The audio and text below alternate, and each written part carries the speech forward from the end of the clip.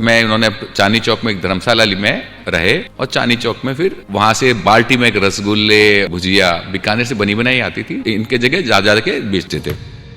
दुकानें लगाई, एक दुकान से 2 दुकान 3-4 दुकानें लगी। बीकानेर में आज भी हमारी लालजी के नाम से दुकान है। 130 मेंबरों का परिवार है आज की तारीख में। नहीं, हमारे झगड़े इस चीज के नहीं होते, आपस में विचार सबके अलग अलग हो सकते हैं, उसमें भाव अलग अलग नहीं था, मन भाव में कहीं भेद नहीं था मन में। एगलेस का एक्स से बड़ा मार्केट हो चुका है। मुझे लगता था कि लोग कहते थे बन ही नहीं सकती, लेकिन हम लोगों ने उस टफ चैलेंज को किया। हमने रिसर्च एंड डेवलपमेंट कंटिन्यूस चलते रहे। पूड़ी बनती थी, आजकल पूड़ी है, भटूरे हैं, पहले ऑयली बहुत होते थे देखने में, ऑयली नहीं मिलाएगा आपको। डीप नॉलेजेस लेने लगे कि ये कौन सा पिस्ता कहाँ का बेस्ट आ रहा है, काजू कहाँ के बेस्ट आ रहे हैं। देखो हमारा वेजिटेरियन तो शुरू से हम वेज ही थे, कभी भी नॉन वेज का तो हम एग और को भी सोच नहीं सकते थे। तो जब हमने कुकीज में बेकरीज में भी नहीं सोचा और आज कुकीज का मार्केट उनसे बेटर हो गया। कि भारत में आज हमारा क्या है कि सारे औषधि हैं, लौंग, जायफल, जावित्री और डलती है जैसे भुजिया और में सब हाई प्रोटीन्स हैं और सब मसाले भी हैं। मतलब अपने कोविड के टाइम में भी अल्टीमेट सपोर्ट कर रहे थे किसी जी। हमने इसमें स्टीविया की अब खेती बाड़ी भी कर रहे हैं और स्टीविया की आज की तारीख में जैसे 0 कैलोरीज है। तो हम कभी भी क्या कस्टमर को बेचने की कोशिश नहीं करी, हमने हमेशा कस्टमर को सेटिस्फाई करने के लिए पहले सैंपलिंग पे टेस्ट करो, आपका मन लालित करे। नमस्कार, पॉडकास्ट विद आर्जन नीति में स्वागत है आप सभी का। और जैसा कि आप सब जानते हैं कि हम ऐसे गेस्ट इनवाइट करते हैं अपने प्रोग्राम में जिन्होंने पिछले 25 से 30 सालों में कुछ ना कुछ हमारी लाइफ को बेहतर बनाने के लिए किया है। अब तक आप बहुत सारे singers, dancers, radio jockeys, news anchors, actors, बहुत सारे गेस्ट से मिल चुके हैं। आज का जो पॉडकास्ट है बहुत स्पेशल है क्योंकि आज एक बिजनेस टाइकून हमारे पॉडकास्ट में आए हैं जिन्होंने एक नॉर्मल सी स्वीट शॉप को मल्टी मिलियन ग्लोबल इंडस्ट्री में चेंज कर दिया। आइए स्वागत करते हैं बीकानेर वाला और बीकानो के डायरेक्टर नवरतन अग्रवाल जी का। थैंक यू नीतू शुक्ला जी, आपका बुलाया पॉडकास्ट के लिए, मुझे बहुत अच्छा लग रहा है और आप मेरे को लग रहा है इतने करेज के साथ बहुत कर रहे हैं, बढ़िया। Thank you. Thank you sir. सबसे पहले तो हम आपको बीकानेर की उन गलियों में ले चलेंगे जहां आपके दादाजी, आपके पिताजी, चाचा जी ने वो स्वीट शॉप शुरू की। क्या थी बचपन में, क्या कहानियां सुनते थे? हमारे पिताजी और पूरा परिवार बीकानेर में रहते थे। तो बीकानेर में जब परिवार बड़ा हुआ तो फादर और ताऊजी ने सोचा कि हम वहाँ से कहीं बाहर आएँ और उसके लिए उन्होंने कैलकाटा, बॉम्बे और फिर दिल्ली तो जगह देखा तो उन्होंने दिल्ली ज़्यादा सूटेबल लगा, बीकानेर के नज़दीक भी है तो उन्होंने कहा परिवार जाना आना ज़्यादा लगा रहेगा और हम डेवलप कर पाएंगे, राजधानी भी है। तो फिर दिल्ली में वहाँ से आए, हमारे एक धर्मशाला में उन्होंने चांदनी चौक में एक धर्मशाला में रहे और चांदनी चौक में फिर वहाँ से बाल्टी में एक रसगुल्ले और ये भुजिया बीकानेर से बनी बनाई आती थी, उनको इनके जगह जा के बेचते थे रेलवे पिक्चर हॉल में और जगह। लेकिन जैसे ही फिर थोड़ा सा काम बढ़ा हुआ, डिमांड अच्छी हुई तो फिर एक दुकान कर ली चांदनी चौक में जी। उस एक दुकान से फिर करोल बाग, रजौरी गार्डन और परिवार के और मेंबर यहाँ पे आते रहे कहीं जी। तो हम भी बड़े हो गए तो हम भी आ गए थे यहाँ पे। तो पिताजी और ताऊजी ने जब एक जो बेचते थे मैं देखता तो बड़ी खुशी थी। फिर बाद में वहीं पे अपने कार जगह चांदनी चौक में कमरा लेके वहां पे अपने भुजिया बनाना और चीजें करना जी। तो पूरी एक मैं देखता था कि और सुबह से शाम तक काम में लगे रहते तो मुस्कुराते रहते थे हर वक्त। अच्छा। और बड़े आनंद में माँ अपने हाथों से सारा खाना बनाना, ताई जी और का खाना बनाना। वहीं हम एक कमरे में रह रहे थे और एक कमरे में ही हमारे साथ हमारे गेस्ट भी आए होते थे जी। मम्मी अपने हाथ में बना के ताई जी बनाते थे और स्टाफ को भी कहते थे जैसे बेटा एक रोटी और खा ले। तो वो सब चीज़ें ध्यान है कि स्टाफ का भी अल्टीमेट केयर करना, उनके और उनके परिवार का। और फिर वहाँ से घर में हर प्रकार के नीचे बर्फ़ी बनना, पिस्ते काटना, सब प्रकार के। तो हम लोगों ने भी क्या है कि घर के भी सारे काम करते थे, दुकानों के भी काम करते थे। फिर हम अपने स्कूल भी जाते थे, स्कूल में भी ठीक ठाक रहे और हर जगह दुकानों में हर जगह आगे रहे। और मैं देखता था काम में आनंद था और पूरे परिवार में कर्म इतना था।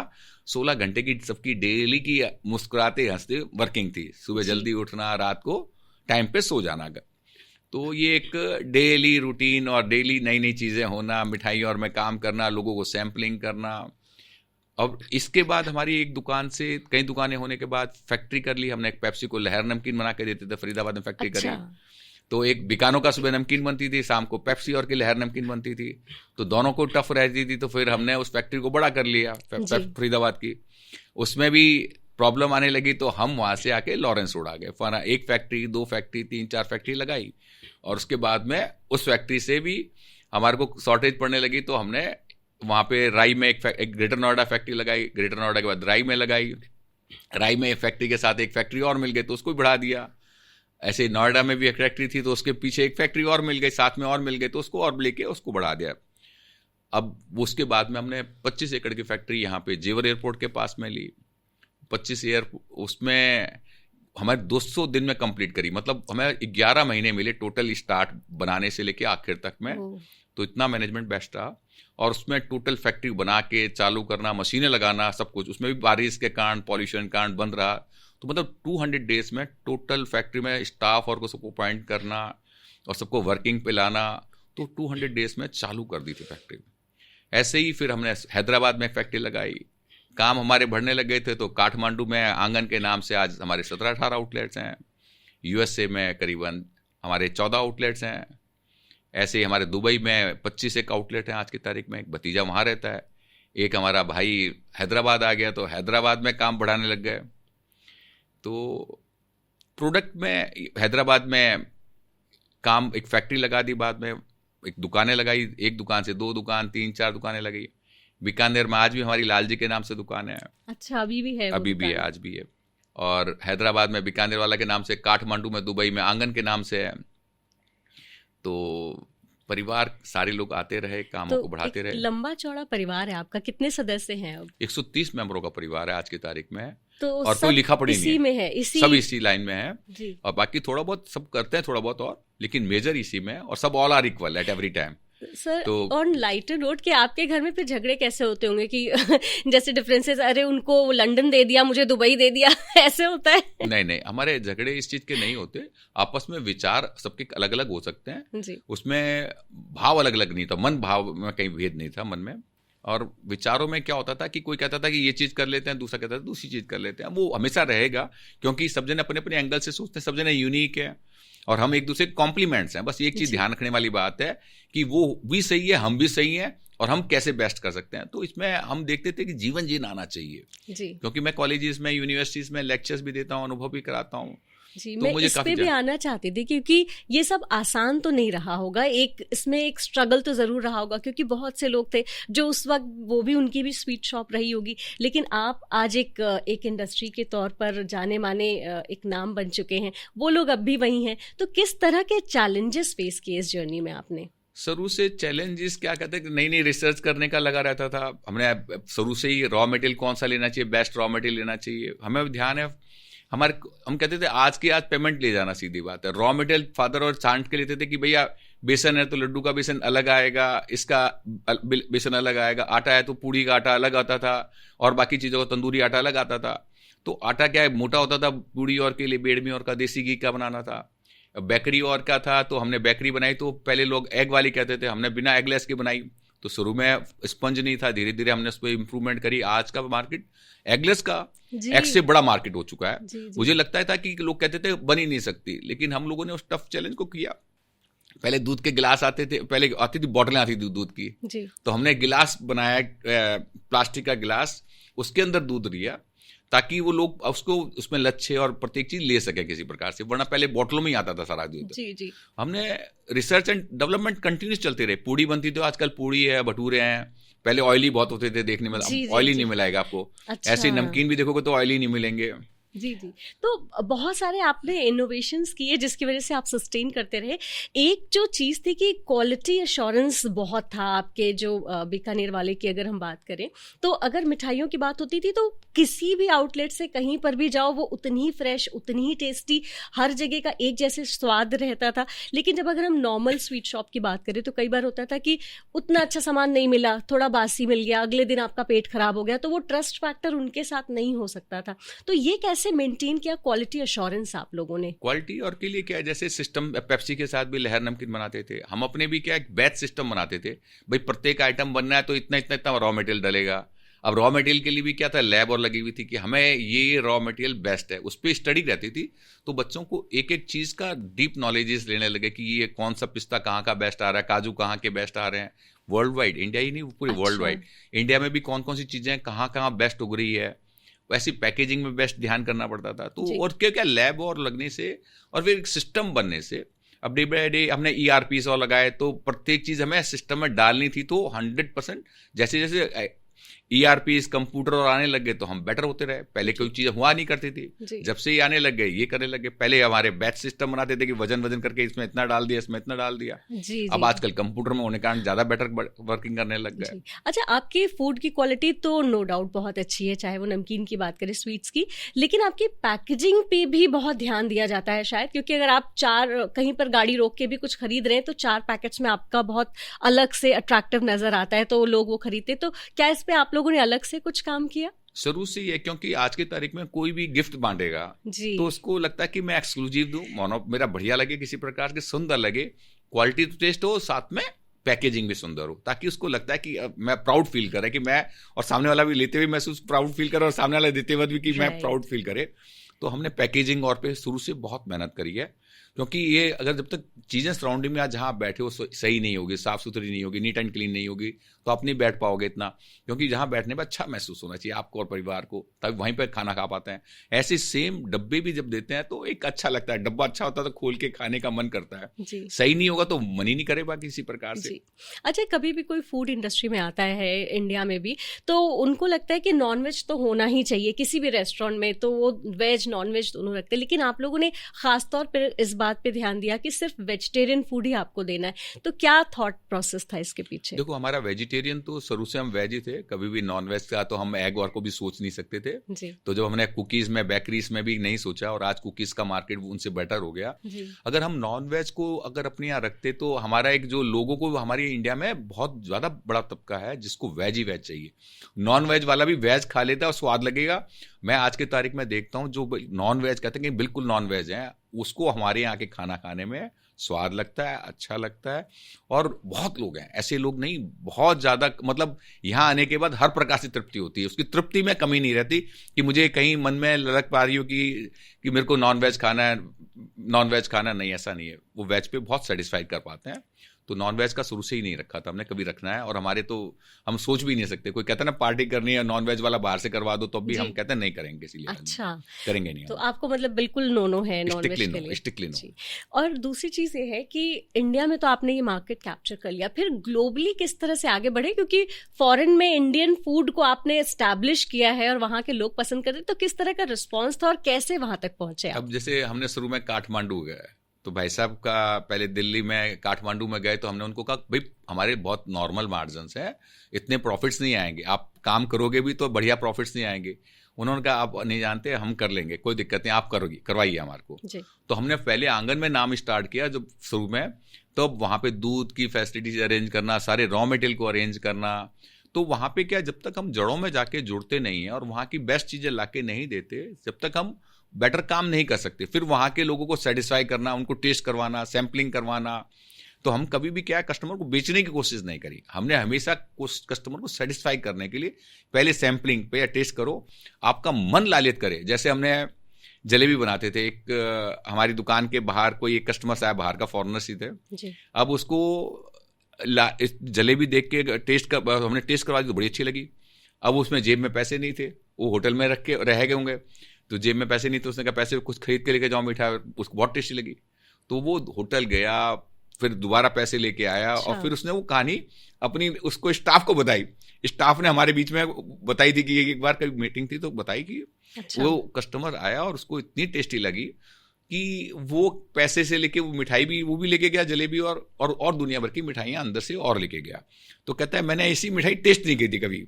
अच्छा। तो ऐसी चीजें हैं, क्योंकि भारत में आज हमारा क्या है कि सारे औषधि से हैं, लौंग, जायफल, जावित्री और डलती है जैसे भुजिया और में सब हाई प्रोटीन्स हैं और सब मसाले भी हैं। मतलब अपने कोविड के टाइम में भी अल्टीमेट सपोर्ट कर रहे थे किसी प्रकार से।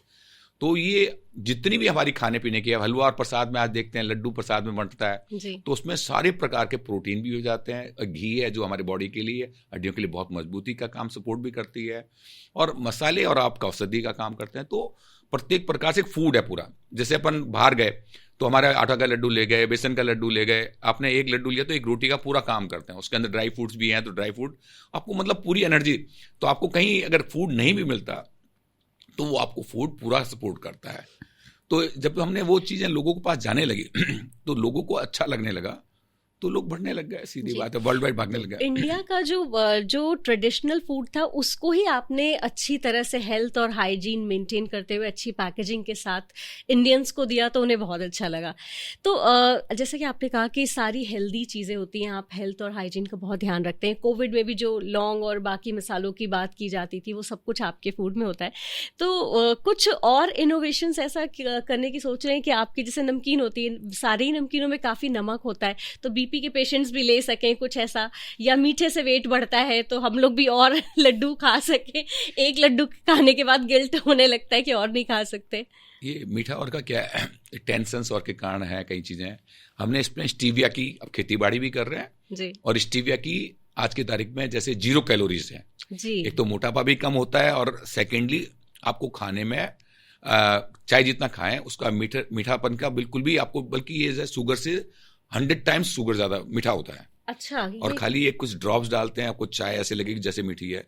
और हमारी one of the best stevia इस टाइम में फूड दे रहे हैं, तो हमारी जिम्मेदारी होनी चाहिए कि हम एक बेस्ट फूड दें, उसकी हेल्थ को सपोर्ट करें और वो उसमें ज़्यादा से ज़्यादा वर्किंग कर सके इसी प्रकार से इंसान, और एक आनंदित रहे। खाना खाने के बाद एक क्रेविंग खत्म हो और एक आनंदित एक महसूस करे कि वाह एक फूड मिला है, एक अच्छा फूड मिला है, तो आनंदित रहे।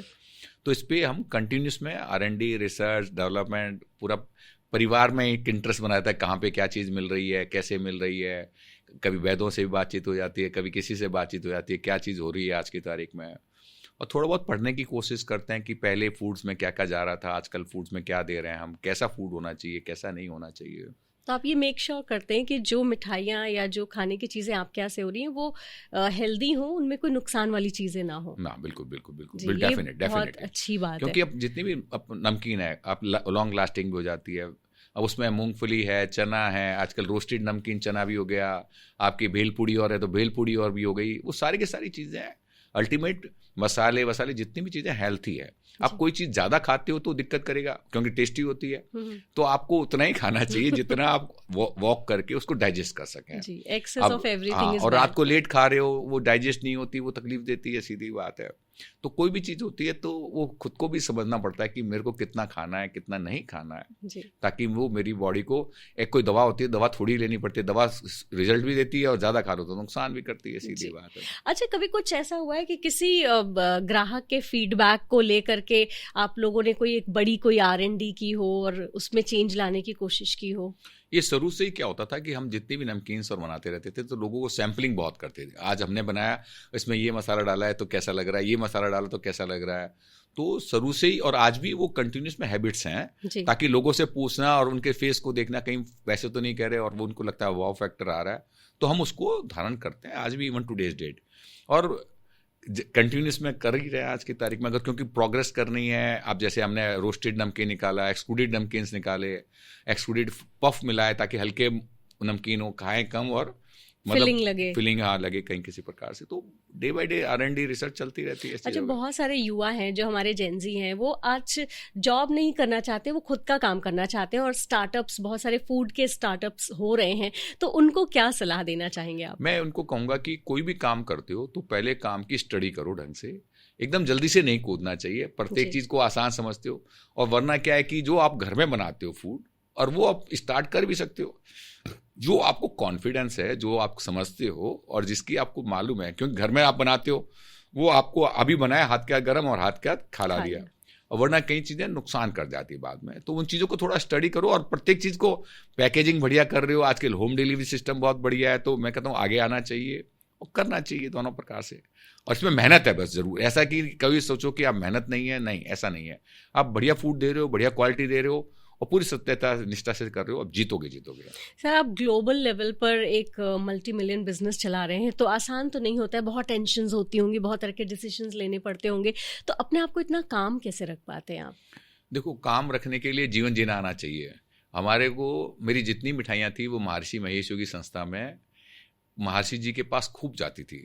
अच्छा। तो पूरे वर्ल्ड में जितने फॉरेनर्स थे वो भी खूब खाते थे। पहले 300 400 किलो 450 किलो के लड्डू उनके लिए बर्थडे में बजाना 12 जनवरी को, और सारे लड्डू अलग अलग प्रकार के, उसमें कोई लड्डू का अलग टाइप का, कोई खोए का, अलग अलग प्रकार की वैरायटीज के खूब बन के जाते थे, और वो खूब लोग लेते भी थे।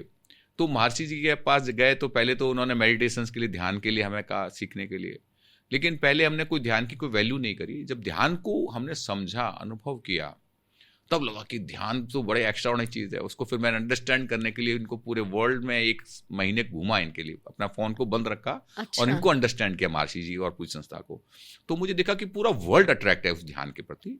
ध्यान क्या चीज़ है कि परमात्मा अपने बच्चे को परमात्मा से कम बनाता ही नहीं है, और जब हम उस परमात्मा रूपी बीज है, मतलब एक बात, हम प्रेम के भी बीज रूपी प्रेम है, बीज रूपी शक्ति है, बीज रूपी हम देखते हैं टॉकेट बात कर पा रहे हैं, बीज रूपी ज्ञान है, विज्ञान है बीज रूपी, और हम उसको कंटिन्यूस में अपने अंतस में उस परमात्मा को देखने लगते हैं, अनुभव करने लगते हैं। तो परमात्मा जैसी आवाज़ निकलने लग जाए, परमात्मा जैसी बातचीत करने लग जाए, परमात्मा जैसा नृत्य अपने संगीत अंदर रोम रोम में महसूस करने लग जाए, जैसा हम देखने लगते हैं वैसा जीवन होने लगता है। हम पॉजिटिविटी जीवन है, अमृत है, और नेगेटिविटी विष है। और वो जो अंतर मंथन है, समुद्र मंथन, मुझे लगता है कि वो हमारे अंदर में पॉजिटिविटी और नेगेटिविटी और पॉजिटिविटी का मंथन है, और श्रेष्ठ का और श्रेष्ठ के साथ हम कैसे जीवन जीना चाहिए जी। तो वो जब जीवन जीना आता है तो कोई झगड़े नहीं होंगे, वो आपके अपने आप से ही करेज करने की बात होती है, अपने आप से रेस्पॉन्सिबिलिटी लेने की बात करते हैं, अपने अंदर ही दीप जलाने वाली बात हो जाती है कि हम कैसे श्रेष्ठ जीवन जी सकें जी। तो सर, आप यूनिवर्सिटीज़ वगैरह में भी जाते हैं, बच्चों को जीवन जीना सिखा रहे हैं, आध्यात्मिकता से जोड़ रहे हैं, तो क्या कुछ सिखाते हैं उन्हें आप? मैं अपनी, पहले तो हमारी स्टोरी टेलिंग्स होती है कि हमारे बीकानेर वाला की स्टोरी, 130 मेंबरों का परिवार है, कोई लिखा पढ़ी नहीं है, सब बराबर हैं। लोगों को बड़ा स्ट्रेंज होता है कि 130 परिवार, आज 2 जने नहीं रहते, अपने आप में विश्वास नहीं है। तो भाई मेरा जीवन क्या होना चाहिए? मुझे जब जीवन, अपने जीवन पे गर्व होने लग जाए, मैं अपने आप को प्यार करता हूँ, मेरा अपना जीवन का कर्म ऐसा हो, मैं अपने आप को प्यार कब करूंगा? जब मेरा जीवन श्रेष्ठ जीवन होगा, तभी तो मुझे अपने आप पे गर्व होगा कि वाह, मैं अपना जीवन श्रेष्ठ जी रहा हूँ, सुबह शाम तक बिजी होऊंगा तब कर पाए। मैं जब आलस्य में होऊंगा तो मेरा जीवन श्रेष्ठ हो ही नहीं सकता। तो मेरा जब अगर जीवन श्रेष्ठ होने लगता है तो हमें वही चीज़ें, हम स्कूलों में, कॉलेजेस में जाके अपने जीवन के बारे में बताते हैं। 130 मेंबर का परिवार है, कोई लिखा पढ़ी नहीं है, सब बराबर हैं और सब मेहनती हैं और सब अलग अलग है। जैसे एक दुबई गया तो उसने वहाँ 1 से 25 आउटलेट खोल दिए, एक भाई हैदराबाद गया तो वहाँ फैक्ट्री, दुकान है, और वो काफ़ी चीज़ें लगाता चला गया। तो ऐसे ही प्रत्येक मेंबर जहाँ जाता है, एक हमारे फैक्ट्री लगा रहे हैं, फैक्ट्री लगाए जा रहे हैं, एक दुकान लगा रहा है नोएडा में तो दुकान बढ़ा रहा है। तो वो चीज़ें बताते हैं कि अपनी स्टोरी है, बिजनेस की स्टोरीज है हमारी, जो हमारी कहानी है। और सेकेंडली फिर एक मेडिटेशन पे जरूर कहता हूँ कि ध्यान आप जरूर करो, और उनको मैं प्रैक्टिकल भी कराने की कोशिश करता हूँ।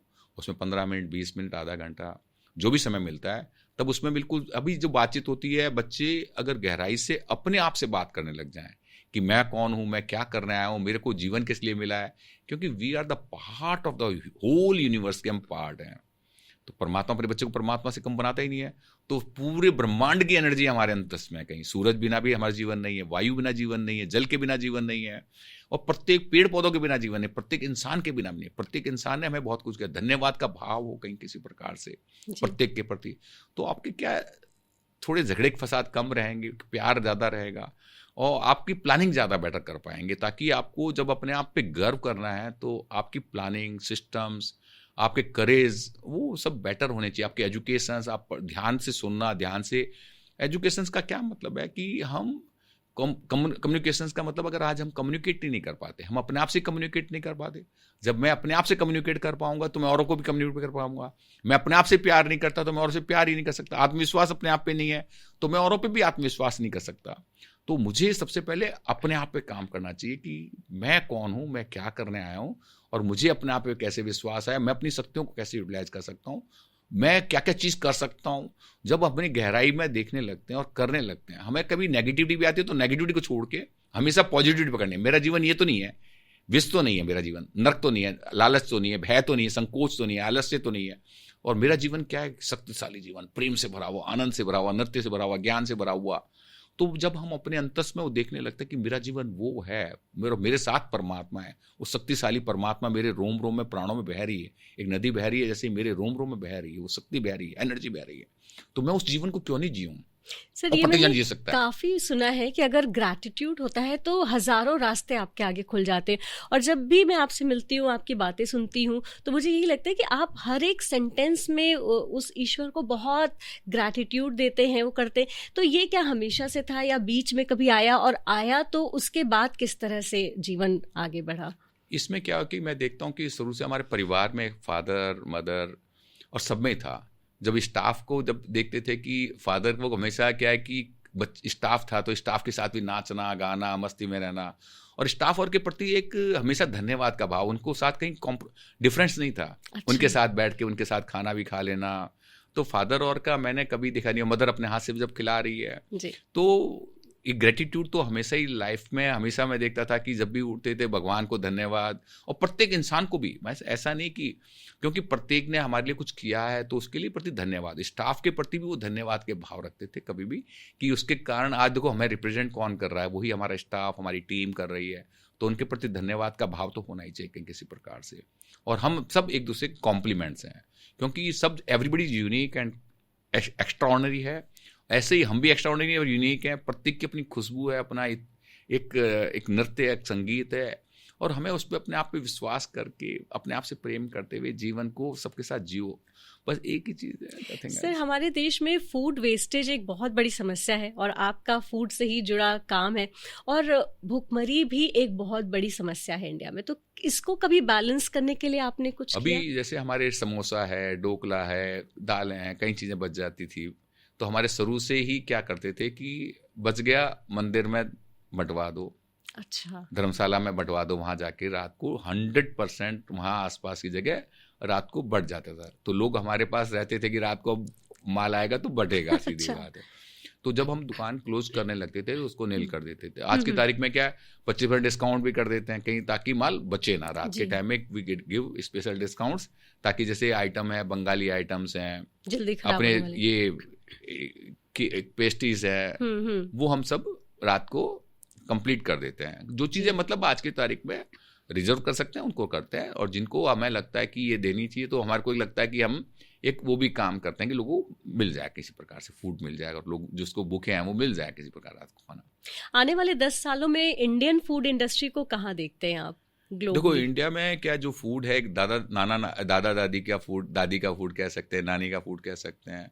हमारा इंडियन फूड बहुत रिच है जी। उसमें मसाले, प्रत्येक चीज़ बहुत गहराई है। हमारे क्या है, जैसे खिचड़ी बनाते हैं, खिचड़ा बनाते हैं, उसमें घी और डालना, और अतिथि देवो भव, बड़े प्यार से बनाना और उसको प्यार से खिलाना, और शुद्धता है हमारे पानी में। और जितनी भी चीज़ें थी, हमारे ननियाल में भी जाते थे तो कोई टच आपको डायरेक्टली बाल्टी से ऐसे मटकी में से नहीं निकाल सकते थे। एक डंडी होती थी, और डंडी को भी टच करने से पहले हाथ धोने पड़ते थे, तब वो डंडी से पकड़ के निकालने पड़ता था। तो वो सारा एक सिस्टम मैंने शुरू से देखते थे, हाइजीन और का सिस्टम पूर्ण रूप से था।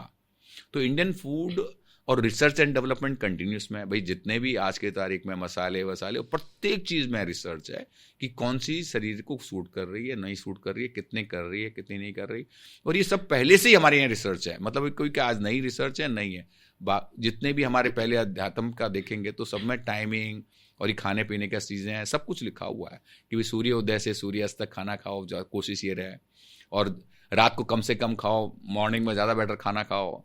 तो वो सब चीज़ें पहले लिखी हुई है। इंडियन फूड बढ़ेगा ही, उसमें कोई वर्ल्ड को भी समझ में आती है कि इंडियन फूड बहुत रिच है, बहुत क्वालिटी फूड है और एक अच्छा फूड है। जी, जैसे पहले हो गया था कि बर्गर लोग खा लेते थे और समोसे को कहते थे कि अनहेल्दी है, जबकि बर्गर भी इक्वली अनहेल्दी होता था, या उस तरह की प्रॉब्लम्स हो सकती थी। वो आज भी है दिक्कत, आज पूरे वर्ल्ड में, अमेरिका और में, बल्कि ये कहते हैं बैन करने की बातें ही रहती है। मैं समझ हमेशा सुनता हूँ बर्गर्स है, पिज्जाज है, अपना समोसा बहुत रिच है। आपके अंदर एक, उसके अंदर पूरा आलू, पूरी सब्जियां, और एक में पेट पूरा भर जाता है। तो आपकी चटनी और में भी क्या है, मसाले हैं, सौंठ वौंठ हैं, सारी चटनी मसाले हैं जी। तो बड़े एक हेल्थी फूड है, सीधी बात है जी। इंडिया में बहुत सारी प्रॉब्लम्स है, अगर आज की डेट में भी देखें, आने वाले समय में किस तरह के चेंजेस आप देखना चाहते हैं, कैसा भारत देखना चाहते हैं? एक जीवन क्या है, पहले मैं समझता हूँ कि जीवन जीना समझ में आ जाए तो सब कुछ आ जाता है। अब एक आदमी शरीर में, जैसे शरीर में एक ही काम करे, ब्रेन ही ब्रेन काम करे, आंख नहीं काम करे, हड्डी नहीं काम करे, तो काम शरीर नहीं चल सकता। ऐसे देश में क्या है कि प्रत्येक मेंबर अपना सिस्टम कार्य करने लग जाए, तब देश का उत्थान सेकंडों में हो सकता है, मिनटों में हो सकता है, दिनों में हो सकता है। हम प्रत्येक मेंबर को जीवन जीना सीख जाए, प्रत्येक मेंबर रेस्पॉन्सिबिलिटी ले, प्रत्येक मेंबर आगे बढ़ के काम करने लग जाए कहीं किसी प्रकार से, हम उनको एक ऐसा प्लेटफॉर्म दें। आज की तारीख में क्या है कि लोगों को प्लेटफॉर्म नहीं मिल पाता, जिसके कारण काम नहीं कर पाते, या उनमें करेज नहीं हो पाता। हम उनको करेज दे दें, हम उन्हें एक समझ दे दें, वो बुद्धिमत्ता दे दें, वो प्रेम दे दें, वो आनंद दे दें, और उनके अपने साथ काम करवा लें। जब वो एक बार काम कर लेगा तो उसे कॉन्फिडेंस आ जाएगा। तो प्रत्येक इंसान के साथ लग के हमें एक मेहनत करने की जरूरत है कि प्रत्येक के पास वो वहीं के एरियाज में रह के इतना काम हो, जैसे गांव बन जाए तो एक स्मार्ट गांव बन जाए, तो वहां के प्रत्येक लोगों को हम देख लें। एक गांव को अगर हम स्मार्ट बना लें तो पूरे देश को स्मार्ट बना सकते हैं। अगर एक गांव में खेती बाड़ी हो रही है, एक इंच जगह यूज हो जाए, एक आदमी का मैक्सिमम यूटिलाइजेशन आ जाए, एक कम्युनिकेशन सीख जाए लोग। आज हमें कम्युनिकेशन करनी नहीं आती, हम ध्यान से सुनते नहीं है, समझते नहीं है, और उसको मान सम्मान नहीं देते। और तो फिर हम, जैसे हम मान सम्मान नहीं देते, वो सामने वाला भी नहीं देता। हम जब ध्यान से सुनने लगते हैं, ध्यान से बात करने लगते हैं और सबको मौका देने लगते हैं, तो हमारा जीवन गांव का बदलेगा तो प्रत्येक जगह बदल जाएगा। और प्रत्येक जगह इंडस्ट्रीज हैं, छोटी छोटी इंडस्ट्रीज लगा के देते हैं भाई, जिनको नॉलेज है प्रत्येक जना आगे आए, उनको नॉलेजेस दें, उनको करेज करें, उनके लिए एक प्लेटफॉर्म क्रिएट करें। तो मुझे लगता है कि पूरा देश ही नहीं, पूरे विश्व को वो जगह जो खुशबू है यहाँ की, वो पूरे विश्व में आ जाएगी। क्यों, पहले इंडिया में खुशबू थी कि एक दूसरे के, हम एक दूसरे के कॉम्प्लीमेंट्स हैं, एक दूसरे के पूरक हैं, क्योंकि प्रत्येक को अलग अलग ज्ञान है। भाई सूरज है, सूरज को ज्ञान है, तो वो सूरज सबको अपनी रोशनी, अपना हीट, अपनी एनर्जी सबको बांट रहा है। चंद्रमा अपने, ऐसे पूरा ब्रह्मांड अपने एनर्जीज दे रहा है। पेड़ पौधे हैं, अपने आप लगने के बाद देते हैं। ऐसे जो भी तुम्हें ज्ञान हुआ है, परमात्मा ने भेजा, वही तुम्हारे साथ है। जो तुम्हें मिल रहा है वो सबको बांट दो, और सारा सबका श्रेष्ठतम ऑब्जर्व कर लो और श्रेष्ठतम बांटे चले जाओ। हर क्षण यही रहना चाहिए, और जीवन एक कंटिन्यूस क्रम में श्रेष्ठतम जीवन को अनुभव करना और श्रेष्ठतम जीवन को देते चले जाओ। वो प्रेम से, सहजता से, मौन में, उस परम आनंद में, परम नृत्य के साथ। जीवन एक अद्भुत जीवन है, इतना अद्भुत जीवन है, इसको एक एक क्षण पूर्ण रूप से जिया जाए। और वो जब हम जीवन जीने लगते हैं तो हमारे को देख के सराउंडिंग के जीवन बदलने लगते हैं। भाई बुद्ध, महावीर, कृष्ण का जीवन क्या था? अब जैसे हमारे एस्कॉन के प्रभुपाद जी हैं, अब प्रभुपाद जी को लगा कि ये लोग यहाँ पे चरसी, अफीम और गाने वैसे बहुत हैं, तो उन्होंने क्या नृत्य दे दिया सबको, सब नाचने लग जाओ, और एक मंत्र दे दिया, हरे कृष्णा कृष्ण कृष्ण हरे हरे, हरे राम हरे, ताकि वो ध्यान, उनका जो मन है कहीं और ना लग के उस मंत्र में लग गया, और नृत्य से उनकी एनर्जी यूटिलाइज होने लगी। तो आदमी प्रसन्नचित्त रहने लगा, हाई फील करने लग गया। तो उसको, सारे लोगों को, हम खाली बैठे हुए लोगों को एक एनर्जी में लगा दें, किसी प्रकार एक नृत्य में लगा दें, एक क्रम में, ज्ञान में लगा दें। हम उनको स्टोरी टेलिंग के द्वारा दुनिया भर की अपने कैसे लोगों को करेज किया, और एक उनको प्लेटफॉर्म दे पाएं किसी प्रकार से। भाई खेतीबाड़ी है, लोगों को खेतीबाड़ी में लग रहा है इनकम नहीं है, तो उसमें इनकम के सोर्सेज क्रिएट कर दें। छोटी छोटी इंडस्ट्रीज लगा के उनमें उनको इनकम के सोर्सेज क्रिएट कर दें, जॉब्स पे लग जाएं, ताकि जॉब्स पे भी वो लग सके किसी प्रकार से। भाई गवर्नमेंट की नहीं, प्रत्येक इंसान की जिम्मेदारी बनती है कि हम एक दूसरे कॉम्प्लीमेंट कर सकें, हर हाथ काम हो, और हर कोई अपना टैलेंट भरपूर इस्तेमाल करे, पलायन रुके, हर कोई अपने गांव घर में खुशी से काम करे, जिए, कमाए, खाए, तो कितना सुंदर जीवन हो सकता है। पलायन की बातें देखो, पलायन क्या बेनिफिट मिलता है। मैं जब वर्ल्ड घूमता हूँ, पहले अपने शंकराचार्य जी भी थे, कहीं एक जगह नहीं टिकते थे, अलग अलग जाते थे, तो अलग लोगों से बातचीत करते थे, तो उनके सबके यूनिक अनुभव होते हैं, सब पते जितने लोगों से मिलते हैं वो। वरना अकेला आदमी कभी भी इतना नहीं हो सकता, क्योंकि शरीर में शरीर के सारे अंग अपनी मार्गदर्शन कर रहे होते हैं। ऐसे ही प्रत्येक पेड़ पौधे, सूर्य, चंद्रमा, सब हमें मार्गदर्शन कर रहे हैं। ऐसे प्रत्येक इंसान हमें मार्गदर्शन करता है। हम उनसे बातचीत करते हैं, कम्युनिकेशंस करते हैं, तो हम उनसे बहुत कुछ सीखते हैं, और हम अपनी बातें भी उनको देके जाते हैं, अपनी खुशबू भी सबको देके जाते हैं, उनकी खुशबू लेके जाते हैं, उनकी अपनी खुशबू देके। तो बहुत, दोनों एक और एक दो नहीं होते, 11 होते हैं कहीं किसी प्रकार से जी। तो फिर जो चर्चाएं होती है, अब चर्चाएं अलग अलग चीज़ों पर होने लगती है, डेवलपमेंट की बातें होने लगती है, कभी खुद की डेवलपमेंट की बात होती है। जब तक हम खुद अपने आप को डेवलप नहीं करेंगे तो औरों को डेवलप भी नहीं कर सकते। किसी का पैसा होगा तभी तो पैसा सपोर्ट कर पाएगा, किसी का प्रेम होगा तो प्रेम बांट पाएगा, किसी का ज्ञान होगा तभी ज्ञान बांट पाएगा, किसी के पास शक्ति होगी तभी किसी को शक्ति दे सकता है। तो देश के लोग शक्तिशाली हों, प्रेम से भरे हों, प्लांट वे में हों, हम उन लोगों को कैसे बिजी कर सकते हैं? उनको जब तक नहीं कोई काम होता तो स्टोरी टेलिंग और के द्वारा इतना करेज कर दिया जाए, उनको कुछ वीडियोग्राफी और दिखा के वीडियोग्राफी बनाने लग जाए, कोई ब्रॉडकास्टिंग हो रही है जैसे ब्रॉडकास्टिंग करने लग जाए। ऐसे लाखों लाख काम हो सकते हैं कि हम प्रत्येक आदमी को सुबह से शाम तक बिजी करते हैं और मोटिवेशन मिल सकता है उन्हें भी बहुत 100%। वो सर, प्रत्येक काम आज करेगा। का जो पॉडकास्ट है और आपकी कहानी, आपके विचार सुन के आई एम श्योर कि हमारे जो दर्शक है बहुत मोटिवेट हो रहे होंगे। लेकिन मैं जानना चाहूंगी कि आपकी लाइफ का कोई ऐसा सेटबैक था जिसने कि आपको अंदर तक झकझोरा और आपको कोई सबक देकर गया हो? देखो, मैं कहूँगा सेटबैक तो नहीं, कि हमेशा क्या है कि मेरे को अच्छा ही लगता रहा जीवन में, काम करते थे रहते थे, काम में हमेशा सफलताएं मिलती है नहीं होती कभी भी। आप 10 जने चीज़ें 10 काम करते हो, एक काम में सफलताएं मिलती है, 9 कामों में फेल होते हो, लेकिन वो फेल नहीं होते, वो बल्कि आपको मार्गदर्शन करके जाते हैं कहीं जीवन में, कि आपने ये किया तो इस एक बेटर करता है, ये बेटर कर सकते हैं, ये बेटर कर सकते हैं। गॉड ब्लेस की हमारी ब्लेसिंग गॉड की इतनी रही है हमारे साथ में, पूरे परिवार के साथ में, हमारे सिस्टम्स के साथ में, उनका बहुत आशीर्वाद रहा ऊपर पूर्वजों का, जिसके कारण हम लोग सही चलते रहे, मार्गदर्शन सही रहा और हम जीवन में आगे बढ़ते रहे। और हमें कहीं मतलब मैं कहूँगा कि ऐसा कोई सेटबैक नहीं लगा जिसके कारण कहीं महसूस हुआ हो कहीं और कुछ। हाँ, लेकिन टफनेस जरूर होती है कि भाई डेली टफनेस होती है कि इतने बड़े ऑर्डर्स होते हैं, लगता है आज पूरे होंगे नहीं होंगे, ये चीज़ें पूरी होगी नहीं होगी, चैलेंजेस छोटे होते हैं। और एक लेकिन वो हमें सिखाता है कि उतना आप कर सकते हो, अपने आप को खींचते हैं हम। अगर हम अपनी जो हमारी ताकत है उससे ज़्यादा मेहनत करने लगते हैं तो हम अपने आप को पुल कर पाते हैं, तो ज़्यादा कर पाते हैं, तो फिर सिस्टम ज़्यादा बेटर बन पाते हैं, मशीनें ज़्यादा लग पाती है, चीज़ें बेटर बन पाती है। आज जो 25 एकड़ की फैक्ट्री लगाई है या और फैक्ट्री लगाने की बात होती है, तो इसी कारण होता है कि हम अपने आप को पुल कर पाए कहीं किसी प्रकार से। सर, बहुत अच्छा लग रहा है आपसे बातें करते करते, लेकिन मैं चाहूँगी कि चलते चलते यूथ को आप क्या मैसेज देना चाहेंगे, जो हमारी जेनजी है जिसके कमान में अब आगे हमारे देश का भविष्य रहने वाला है, तो उनको क्या मैसेज देना चाहेंगे? मैं कहता हूँ कि सबसे ज़्यादा ज़रूरी है अपने आप पे काम करो। जेनजी को अपने आप से इतना प्रेम करो जैसे परमात्मा से प्रेम करते हो, मौन में ध्यान जरूर करो और अपने शक्तिशाली जीवन को अनुभव करो। परमात्मा जो प्राण एनर्जी बह रही है वो प्रत्येक इस इंसान के अंदर बह रही है। वो जीवन, अपना जीवन बहुत अद्भुत जीवन है, बहुत शक्तिशाली जीवन है, बहुत आनंदमय जीवन है। इसमें इतना संगीत है, नृत्य है, इतना ज्ञान और विज्ञान है, इतना क्रिएशंस है। क्रिएटर हो, यू आर द आपकी क्रिएटर आपके द्वारा ब्रह्मांड ने क्रिएट करवा रहा है। ये अनंत ब्रह्मांड के क्रिएटर हो, अनंत ब्रह्मांड का ज्ञान है आपके अंदर, अनंत ब्रह्मांड का विज्ञान है। उस ज्ञान को, विज्ञान को, उस प्रेम को, जैसे शरीर में एक खून का कतरा है वो सब जगह बह रहा है, उसको पूरे शरीर के एक एक अंग प्रत्यंग की नॉलेज है। ऐसे ही हम इस अनंत ब्रह्मांड के अंश हैं, जो एनर्जी बह रही है, प्राण तत्व बह रहा है, उसके तत्व है। तो जैसे एक शरीर है वैसे ही हम इस अनंत ब्रह्मांड के कई अंश हैं, इसी प्रेम के अंश हैं, उसकी शक्ति के, ज्ञान के, विज्ञान के, उसकी पॉजिटिविटी के। अगर हम पॉजिटिविटी को पकड़ लें कहीं किसी प्रकार से, किसी भी हाथ में नेगेटिविटी विष है, वो आपको विष क्या करेगा, वो मारेंगे। आप लालच कर लो, भय कर लो, संकोच कर लो, अपने आप पे विश्वास करो। आप प्रत्येक चीज एक्स्ट्रा नहीं कर सकते हो और आगे आओ हर चीज में, बातचीत करने में, समझने में, कभी पीछे मत रहो। Not to be back benchers, come in the front benchers. और आप जो चीज ज्ञान देने लगते हो, नेगेटिव ज्ञान देने की जरूरत नहीं, पॉजिटिव पूर्ण रूप से अल्टीमेट सपोर्ट करो, क्योंकि अल्टीमेट सपोर्ट तभी मिलने लगेगी जब आप अल्टीमेट सपोर्ट देने लगते हो। नेचर भी कहते हैं इसको और दे रहा है तो और मिलता है, ताकि आप और बांट सको। आप जितना देते हो उतना कई गुना लौट के आपको मिलता है। ज्ञान बांटते हो तो कई गुना ज्ञान मिलता है आपको पीछे से। कहीं आप सपोर्ट करने लगते हो तो आपको उसके अंदर चसु खुलते हैं आपके, और देने के मौके मिलते हैं। जितना ज़्यादा आप प्रेम करोगे, ज्ञान में रत रहोगे, विज्ञान में रत रहोगे। ज्ञान कौन सा ज्ञान?